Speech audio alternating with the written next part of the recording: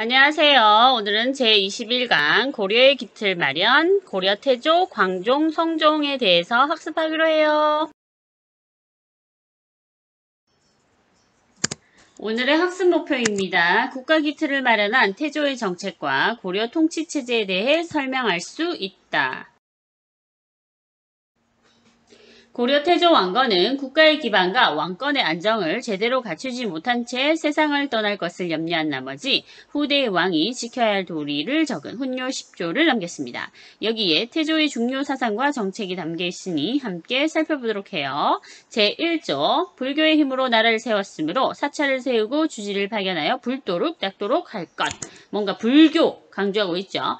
또 불교를 강조하고 있는 것은 6조입니다. 불교 행사인 연등회와 팔간회를 성실하게 열 것. 여기서 보면 바로 불교를 중시하는 정책, 숭불 정책을 펼쳤다는 걸 알 수가 있습니다. 그리고 제2조 도선의 풍수 사상에 따라 사찰을 세울 것. 바로 풍수지리설을 중요시 여겼다라는 거죠. 그래서 이렇게 이제 도읍을 정할 때나 또 이제 무엇을 할 때 사찰을 세울 때 이 풍수지리설에 영향을 받았다는 거. 그리고 제3조 왕위는 맏아들이 있지만 다른 아들 중에서도 고를 수 있음을 인식할 것. 뭔가 자식이 많은 태조의 염려가 또 보이는 거죠. 자, 그리고 제4조 중국의 풍습을 억지로 따르지 말고, 중국은 어딥니까? 최선진국이죠. 그런데 억지로 따르지 말래요. 바로 자주적인 태도.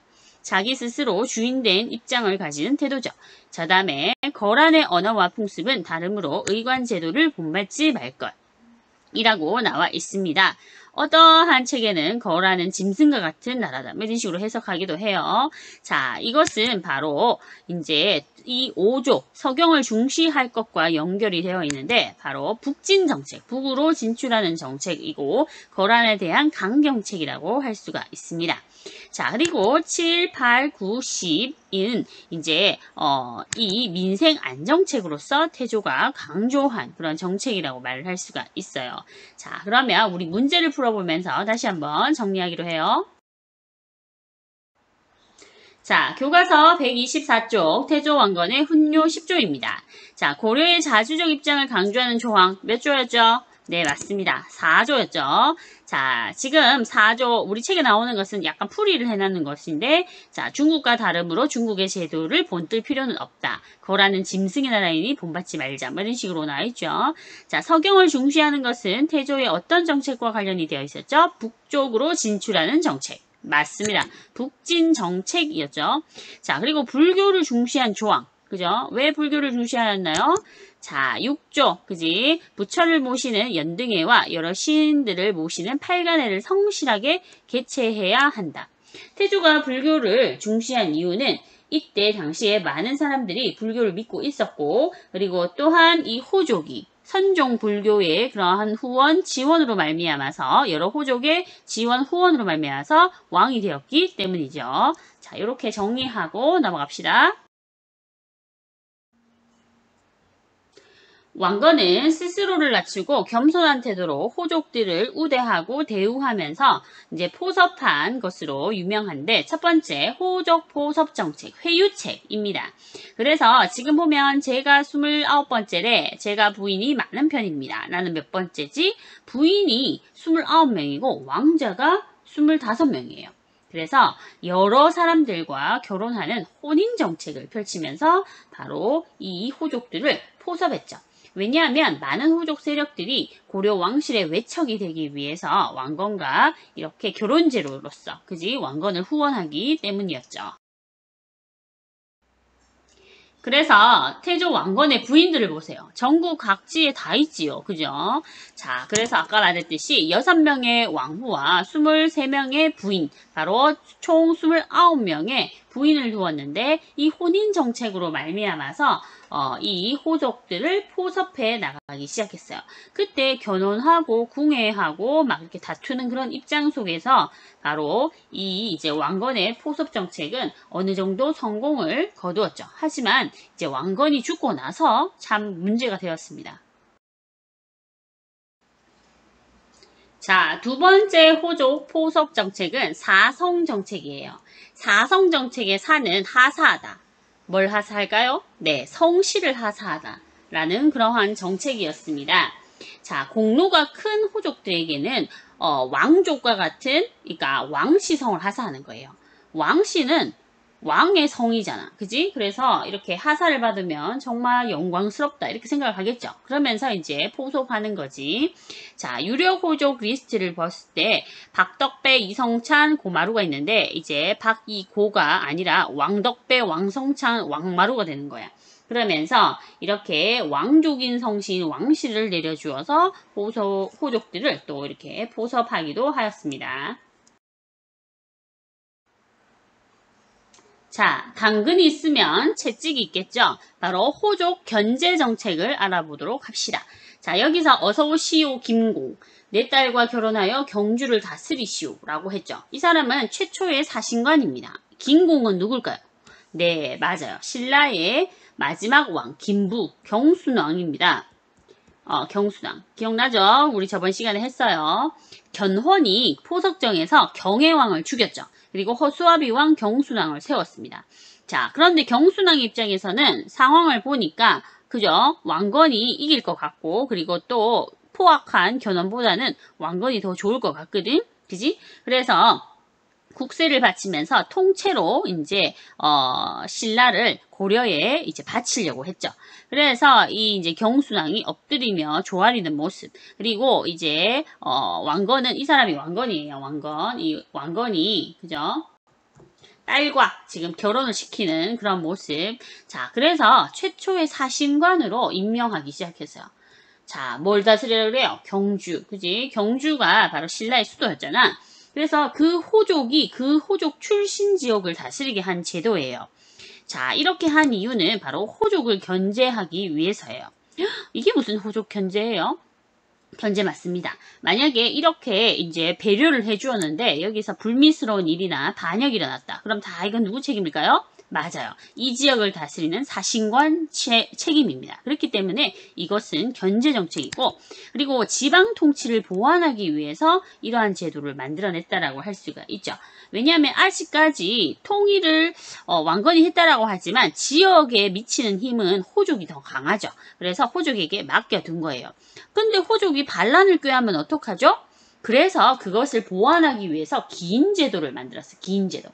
요게 우리 신문왕 때 무슨 제도? 네, 상수리 제도. 자, 상수리 제도에서 차용한 기인 제도인데요. 자, 상수리 제도 뭐였죠? 그 지방의 진골 귀족들이 반발할까봐 자식들을, 그지? 수도에 놔두고, 자, 저 멀리, 그죠? 호족들, 이제, 그 귀족들이지. 귀족들을 보내버리는 거잖아. 기인제도 마찬가지인 거예요. 각 지역에 호족이 있는데 그 호족이 반란을 일으키면 안 되잖아요. 그래서 이 이제 중앙으로, 그러니까 여기는 개성이겠지. 개경으로, 그죠? 이 호족의 큰아들을 다 오라 그러는 거야. 그래서 잡아두는 거예요. 인질제도지, 인질제도. 그죠? 그래서 호족의 자제를 개경으로 데리고 와서 이제 볼모로 삼아서 이제 호족 세력들이 지방에서 이제 반역을 꾀하지 않도록 만든 제도가 바로 그거예요. 이 사람은 누구죠? 아버지께서 항복하시다니 나는 개골산으로 떠나야겠다. 이 사람이 바로 그 유명한 마의태자였습니다. 들어봤니? 마의태자? 모르면 뭐 그냥 넘어가요. 자, 네. 자, 교과서 125쪽입니다. 민심수습 정책입니다. 고려가 건국되었을 당시에 통일신라 말부터 정말 많은 그러한 혼란함이 있었죠. 그리고 또 백성들에게 어때요? 가혹한 세금 수탈, 자연재해 엎치고 겹치면서 백성들의 삶이 너무 힘들었어요. 진성여왕 때 그래 힘든데도 세금을 독촉해서 최초의 농민반란 뭐가 일어났죠? 네, 원종과 애노의 난이 일어났죠.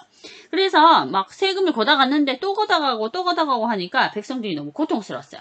그래서 태조는 백성들의 생활을 안정시키기 위해서 뭐라 하냐면 백성들의 삶이 안정되어야 된다라고 얘기를 하면서 세금을 줄여주겠어. 안민휴식이라고 하면서 3년 동안 세금을 안 걷었어요. 그리고 그 이후부터는 세금을 10분의 1로 줄였어요. 태조 왕건 대단해. 그치? 호족들도 세금을 많이 거두지 못하게 하라고 이렇게 제도적으로 해놨죠. 그리고 빈민들을 구제하기 위한 흑창. 우리 고구려의 진대법이죠. 진대법. 그거랑 비슷합니다. 고구려의 진대법이랑 비슷한데 흑창을 만들어서 곡식을 이제 빌려주고 빈민을 구제하라라고 이제 얘기를 하는 거죠. 이런 식으로 이제 태조가 인심을 그죠 수습하는 정책을 펼쳤기 때문에 백성들은 이 태조 왕건을 지지할 수밖에 없었겠죠. 그래서 나중에 이것이 의창으로 이름이 바뀝니다. 그죠? 자, 그 다음 북으로 진출하는 북진 정책입니다. 자, 고구려 계승의식 때문에 그렇죠. 국호를 고려에서로 정한 데부터 고구려를 계승하겠다. 그리고 옛 땅을 회복하겠다. 뭐 이런 식으로 생각하겠죠. 그리고 평양, 고구려 수도를 서경, 수도경자로 붙였어요. 그리고 여기 서경에 그저 철마다 막 머무르게 하겠고 이런 식으로 이제 훈유 10조에도 나오는 등 뭔가 이 고구려의 수도 평양 재건에 대해서 되게 신경을 많이 썼어요. 그리고 또 거란을 적대시하였는데요. 그 지역, 그러니까 발해를 멸망시키고 거란인들이 거기 살고 있었어요. 그래서 거란 나가 이런 식으로 이제 적대하는 모습. 자, 그 결과 이렇게 건국 초의 국경선 우리가 통일신라가 대동강 이남까지 통일됐잖아. 거기서 어디까지 올리지? 바로 청천강, 그죠? 영흥만까지 영토를 확대되는 그러한 태조의 북진 정책 결과로서 이렇게 영토 확장까지 조금이라도 바로 고구려의 옛 땅을 회복하는 그러한 이 태조 왕건의 모습 정말 대단하죠. 그리고 민족 통합 정책으로 또 돌아다니고 있던 발해 유민을 포섭하기 시작합니다. 아까 말했다시피 발해는 그지 누구한테 멸망했다 그랬죠? 원래 이 발해가 멸망당할 민족이 아닌데 내부 분열로 926년에 그죠? 거란에게 멸망당했어요. 멸망. 그래가지고 이 사람이 누구냐 하면 발해의 태자 대광현입니다. 이 사람을 이제 따라서 유민들이 떠돌아다니고 있었는데 이 왕건이 어서 오시오 하면서 이제 받아들이는 모습. 그래서 민족 통합 정책으로서 바로 태조 왕건의 그러한 인성적 면모를 또 이제 국가의 리더십 면모를 볼 수 있죠. 그래서 민족의 재통일을 이룬 왕건의 그러한 뜻깊은 통일 정책 정말 대단하다라고 말을 할 수 있죠. 자, 교과서 127쪽입니다. 127쪽을 펼치세요. 자, 왕건이 혼인정책으로 말미암아서 많은 호족들을 포섭하였고 왕건이 살아있을 때 그지 왕건을 지지한 호족들이 정말 많았다라는 거 우리가 있었어요. 그런데 왕건이 죽고 나서부터는 왕이 다툼의 원인이 됩니다. 다 자기 자식이 왕건의 뒤를 잇기를 바라지 그지 저기 그냥 왕족으로 머물기라 원하지 않았을 거야. 그래서 태조 다음에 해종, 정종 때에는 외척이 된 호족들이 왕위 계승 다툼에 이렇게 가담을 해서 막 왕권이 안정되지 못했어요. 지금 보면 너무 복잡하죠. 그죠? 지금 이게 뭐야? 막 그리고 또 친척끼리 그지? 막 결혼도 하고 막 이래 되는 거야. 그죠? 자, 고려 초의 왕위 계승 매우 불안정했습니다. 아까 그 복잡한 거 보다가 이렇게 보니까 조금 더 간단하죠. 자, 이 1대 태조가 왕건이죠. 2대 해종은 큰아들인데요. 가장 미약한 호족이었어요. 그래가지고 이 이제 중간에 막 왕십념이라는 사람이 반란 일으키고 난리가 났어요. 그러고 나서 이제 3대 정종에 등극했는데 정종도 빨리 죽었어요. 그러고 나서 이제 정종 동생 광종이 이제 왕위에 오르게 되는데 자, 왕위에 오른 광종은 호족부터 숙청합니다. 그러니까 누구 생각나요? 네, 신문왕 생각나죠. 신문왕 생각. 진하게나 이제 진골 귀족들이 왕 되려고 하니까 다 이제 김음돌의 난을 이제 계기로 숙청시켜버리면서 이제 왕권을 강화했잖아. 광종도 마찬가지야. 호족들의 세력을 누르고 왕권 안정 정책을 펼치기 위해서 많은 노력도 하고 많은 숙청도 가했어요. 그래서 이제 광종의 왕권 강화 정책을 앞으로 이제 살펴보도록 합시다. 너희 옛날에 그 보부경심녀라고 그 한국에 드라마 있었는데 거기에 이중기 나왔죠. 이중기 배우님. 그 이중기 배우님이 바로 광종이었어요. 광종의 첫 번째 왕권 강화 정책 노비 안건법이에요. 불법으로 노비가 된 그러한 일반 양인들을 다시 양인으로 해방시키는 법이라고 말할 수 있는데 이렇게 되면 이 호족이 지금 붕괴하고 있는 모습 보이죠? 노비를 잃은 호족은 경제력, 군사력으로 약화됩니다. 대신에 양인으로 인정한 국가의 차원에서는 양인은 세금을 내는 사람이니까 국가 재정이 확보되어 경제력이 확보되고, 그리고 일반 양인은 군대로 징집할 수 있으니까 군사력이 강화되죠. 그러니까 왕한테는 좋은 법이고 호족한테는 안 좋은 법이 노비안건법이지. 이러면서 이 호족의 경제력, 그지? 그리고 군사력을 약화시키면서 반대급부로 바로 왕권을 강화시키는 이러한 정책이 바로 노비안건법입니다. 자, 세 번째 왕권 강화 정책은 바로 공복제정입니다. 관등제, 관복제. 우리 옛날에 배웠죠? 관등에 따라서 이제 관복을 입히는데요. 자, 이렇게 되면 체제 정비도 되고 왕권 강화도 되죠. 왜냐하면 호족들이 자신의 세력을 과시하기 위해서 막 장신구 주렁주렁 달고 막 옷 비싼 거 입고 이렇게 못 오잖아. 다 등급에 따라서 옷을 다르게 입으니까 당연히 관리들의 서열화가 되고 국가의 기강이 잡히게 되면서 왕권 강화를 이룰 수 있었어요. 자, 그리고 네 번째는 칭제 건언이라 해서 칭제, 황제라고 칭하고 건언, 연호를 사용하는데, 자, 황제라는 호칭을 바로 사용했어요. 짐은 이제부터 황제다, 폐하라고 부르도록 하라, 고려의 연호는 광덕이다, 이런 식으로 이제 주장을 하게 되면서 바로 이 광종은 왕권을 매우 강화시켜 나갑니다. 자, 경종 때는 이러한 개혁을 바탕으로 전시과를 실시하였는데, 전시과는 그 신라의 신문왕이 실시했던 관료전 지급이랑 약간 비슷하다고 생각하면 돼요. 관료들에게 이제 토지를 나누어 주고 세금을 거둘 수 있는 권한을 받은 거를 말해요. 그래서 이 공물을 거둘 수 있는 전지와 뗄나무를 얻을 수 있는 시지. 그래서 밭전자에 뗄나무 시자를 쓰거든요. 그러한 제도를 했다. 뭐 그런 내용. 자, 그 다음에 성종 때는 이룰 성자를 썼죠. 많은 것을 이루어내는 그런 왕이었기 때문에 그렇습니다. 그것이 가능했던 것은 바로 유능한 재상, 바로 최승로가 있었기 때문이죠. 이 최승로는 최치원의 손자로서 시무 28조라는 그러한 개혁안을 제시했어요. 그래서 이것을 바탕으로 바로 유교 정치에 근거한 통치체제를 정비하고자 많은 노력을 하였습니다. 자, 이것이 바로 최승로의 시무 28조입니다. 우리 중학교 수준에서는 뭐 내용까지는 몰라도 되지만 아무튼 간에 최승로가 이런 개혁안을 많이 내서 개혁에 성공했구나 이렇게 생각하면 되겠죠. 자, 성종의 제도 정비를 한번 정리를 해보면 이거 중요합니다. 첫 번째, 유교적 정치를 해야겠다. 최승로의 시무 28조를 채택하면서 유교에 근거한 통치체제 정비 요거 이루어냈다는 거. 그리고 두 번째, 자, 지방 호족 세력을 견제하기 위해서 12목을 설치합니다. 최승로가 시무 28조에서 지방견을 파견하자라고 주장을 했거든요. 그래서 지방간은 수령, 사또예요, 사또. 그리고 향리제도를 마련합시다 라고 이렇게 주장을 하였어요. 그리고 세 번째는 유학을 진흥시키기 위해서 유교 교육기관, 국자감을 설치하고 과거 제도를 다시 한번 정비해 봅시다. 이렇게 또 주장을 했죠. 그리고 네 번째는 중앙정치제도 정비로서 이성육부제를 이제 마련하기 시작합니다. 이런 식으로 성종은 통치체제의 정비를 이룩해낸 이룰성, 그지? 성종이었다. 이렇게 기억하면 되겠죠. 고려의 중앙정치기구 이성육부의 모습입니다. 어머, 당나라 삼성육부랑 비슷한데요. 맞습니다.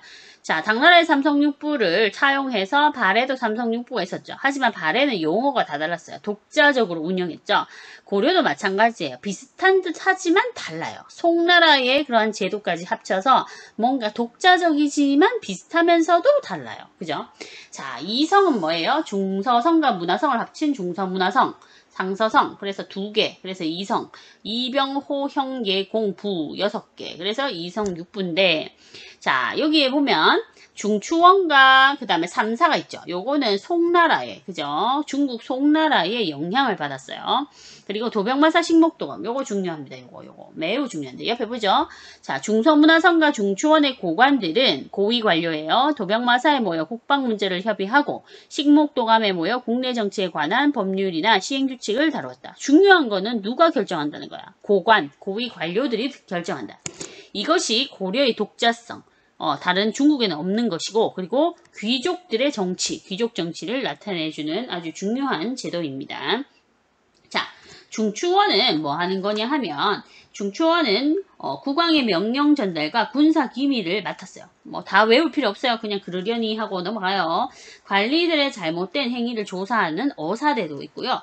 화폐와 곡식의 수입 지출을 담당하는 3사 등이 있어요. 요것이 나중에 조선시대와 연결을 해서 차이점을 알아보면 좋아요. 나중에 이거는 뭐 고등학교에 가서 이제 여러분이 다 공부하시고, 이제 중학교에서는 이렇게 참 다양하구나, 다르구나. 그리고 도병마사 식목도감은 이제 고려의 독자성 귀족 정치의 모습이구나, 이렇게 알면 되겠죠.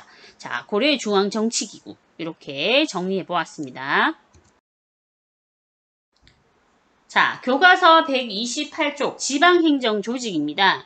자, 지방행정조직은 성종 때 12목에 지방관이 파견된 이후 이제 정비가 돼서 현종 때 5도 양계 체제가 완성이 되었어요. 그죠? 자, 그래서 5도 양계. 우리가 조선시대 8도라는 건 초등학교 때 배워서 알아요. 그런데 고려시대 5도 양계는 학생들이 잘 모르더라고. 그지? 그래서 도가 5개고 계가 2개라서 5도 양계 체제예요. 그죠? 자, 여기 보면 지금 도가 이렇게 있죠. 그죠? 서해도, 교주도, 양광도, 경상도, 전라도 이렇게 도가 5개고 계, 동계와 북계 이렇게 되어 있습니다. 행정조직 5도 양계를 자세하게 살펴보면 첫 번째 경기지역입니다. 개경 주변 지역이 경기인데 수도 주변이란 뜻이에요. 경기가. 그래서 경기도 수도 주변이란 뜻이거든. 개경과 왕실의 방어를 위해 만들어진 지역이고 5도는 일반 행정구역입니다. 안찰사를 파견해요. 각 지역을 순찰하고 목군현을 설치하여서 지방관인 수령, 사도를 파견하죠. 양계는 군사행정구역으로서 병마사를 파견합니다. 아까 독자적인 기구 있었죠? 이름 뭐였죠? 군사행정을 담당하는. 네, 맞아요. 도병마사. 그지? 그겁니다. 병마사를 감찰한다는 소리죠. 동계와 북계로 구성되고 군사행정기구를 설치하는데 군사적 요충지에 도호부와 진을 설치해요. 선생님 이거 다 외워야 돼요? 아니요. 외우지 말고요. 이렇게 지역을 조직해놨구나 하고 넘어가세요. 자, 그리고 지방행정 조직입니다. 주현은 지방관이 파견이 다 돼서 지방관이 다스리는 현을 말하고요. 그 다음에 속현은 지방관이 파견 안 된 현을 말해요.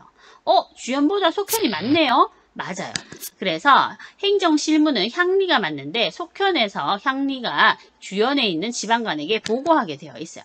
그리고 여기 보면 향부곡소가 있습니다. 그죠? 향부곡소는 특수행정구역으로서 다른 지역의 주민보다 많은 세금을 부담하고 있어요. 그리고 거주 이전에 제한이 있습니다. 그래서 망이 망소이 같은 그러한 사람들이 이렇게 특수행정구역에서 바로 난을 일으키기도 했죠. 아무튼 간에 이렇게 고려시대 때는 우리가 잘 아는 조선시대와 또 다르다라는 거, 그리고 주현보다 속현이 더 많다라는 거. 그래서 이 향리가 주로 업무를 많이 담당했다라는 거. 그죠? 그런 거 기억하면 되겠습니다. 자, 광종 이후로 과거가 이제 실시된 이후에 호족들은 자신의 그런 입지를 밝혀야만 했었는데요. 개경에 와서 이제 살려면 과거제에 합격해서 관리가 되어야만 했어요. 그래서 호족들이 과거 시험을 쳐서 인개경하여 관리가 되든지, 그래서 귀족이 되든지, 아니면 지방에 머무르면서 향리가 되기도 하는지, 이렇게 두 가지로 갈리게 됩니다. 그래서 향리는 수령을 도와서 조세를 거두는 것, 이러한 일들을 하죠. 그래서 이 지방관이 없는 속현에서는 향리가 주요 업무를 맡게 되죠. 군사 조직도 입니다. 다 외워야 하나요? 아닙니다. 지금 선생님이 유튜브에서는 설명을 하기 때문에 이렇게 자세하게 얘기하지만 원래 그지 다 안 해도 됩니다. 자, 그냥 이런 게 있다고 넘어가. 자, 군은 2개 있죠. 그죠? 그래서 2군이고 위가 6개죠. 그래서 6입니다. 그래서 중앙군은 2군 6이에요. 책에 그냥 중앙군 2군 6이 이렇게 나와 있죠. 근데 이렇게 보여주는 거예요. 자, 그리고 지방군은 주현군과 주진군이 있죠. 자, 5도에는 현으로 마지막 행정 단위가 있죠. 그래서 주현군이에요. 주와 현. 그리고 양계에는 진이 있죠. 그래서 주진군입니다. 자, 중앙군과 지방군. 자, 이렇게 되어 있어요. 그래서 중앙과 지방에 이렇게 군사 조직이 되어 있어서 이제 왕실을 지키기 위해서 바로 노력을 했고, 그리고 특히 이제 주진군은 양계에 주둔해서 국경 경비를 담당했다는 거. 그죠? 뭐, 그 정도 알고 이제 넘어가면 되겠습니다. 교육 제도입니다. 성종 때 최승로의 건의로 국자감이 설치되었죠. 자, 이것은 개경입니다. 그리고 이후에 국학이라는 이름으로 바뀌어요. 통일신라 때 국학 아닌가요? 맞아요. 신문왕 때 그때 만든 게 국학이에요. 잠깐 갔어요. 자, 그리고 나중에 고려 말에 성균관으로 이름 변경합니다. 성균관? 조선시대 그 성균관요? 네, 맞습니다. 그런데 이 성균관 또 개경이 있었죠. 그런데 성균관의 이름을 그대로 따서 한양의 성균관을 새로 만든 거예요. 자, 유학은 나라를 다스리는 근원이자 정치 이념으로 발달을 해서 성종 이후부터 유교 통치 체제로 그죠? 이렇게 그죠? 정치를 이루어 나갔다라고 말을 할 수 있죠. 그러면 이렇게 그죠? 유교 통치를 하겠다 하면 누굴 키워야 되는 거야? 맞아요. 유학자를 키워야 되죠. 그래서 유교 교육기관을 만들었습니다. 그래서 중앙의 국자감은 그지 종합대학이 있고 단과대학이 있는데 국자학, 대학, 사문학, 유학, 서학, 산학 이런 식으로 정말 배우는 학문도 정말 많아요. 그죠? 자, 그리고 지방에는 향교를 두어서 이제 이 지방의 경학박사나 의학박사 등을 파견해서 이제 교육을 하기도 하였습니다. 국자감 잠깐 보고 하면 자, 일종의 종합대학으로서 유교 경전을 배우죠. 그래서 여러 가지 막 배우는데요. 자, 이 보세요. 국자학은 3품 이상, 태학은 5품 이상, 사문학은 7품 이상, 관리의 자제만이 입학할 수 있었다. 어때요? 귀족적 성격이죠. 자, 그리고 유학, 서학, 산학, 기술교육관에는 8품 이하의 관리의 자제 및 서민들이 입학할 수 있었다. 요런 거 보면 진짜 고려가 귀족사회라는 거 또 알 수 있습니다. 지방의 향교입니다. 학교, 지방관리와 서민들 자제를 교육시키기 위해 만들었어요. 자, 고려시대에 관리들이 쓰던 물품을 보세요. 와, 좀 화려하죠? 그리고 문신들이 모여서 이제 이렇게 시도 짓고 그림도 감상하는 모습인데, 과거제를 실시하면서 관리가 등용이 됩니다. 그러면서 이제 고위 광직 자제들이 계속 문벌 귀족을 이루어 나가면서 귀족사회를 형성해 나간다라고 말을 할 수 있죠.